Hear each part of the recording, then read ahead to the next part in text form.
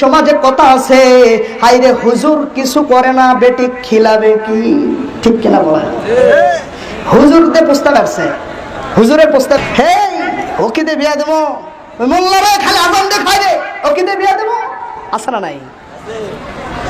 ভাই ও আজান দেয়, পৃথিবীর মধ্যে সবচাইতে সম্মানী ওই ব্যক্তি, সুবহানাল্লাহ বলেন।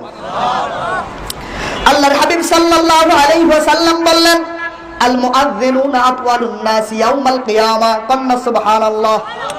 কিয়ামতের ময়দানে, হাসরের ময়দান কায়েম হয়ে যাবে, লাখ লাখ মানুষ, বিলিয়ন ট্রিলিয়ন মানুষ থাকবে, ওইখানে কিছু মানুষের গর্দান উঁচু উঁচু হয়ে থাকবে, সুবহানাল্লাহ বলেন না? কিছু মানুষ জিজ্ঞাসা করবে, আল্লাহ ওই উঁচু উঁচু গর্দান বিশিষ্ট মানুষ কারা?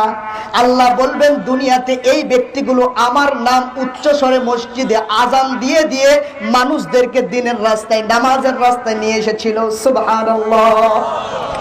এ ভাইরা আমার, ওইখানে বলা হয় না একজন ব্যবসায়ী বড় সম্মানী হবেন, একজন ডক্টর সম্মানী হবেন, একজন এই বাজারের ভিতরে সবচাইতে বড় শিল্পপতি ওই ওই জায়গায় সম্মানিত হবে, বলেন নাই?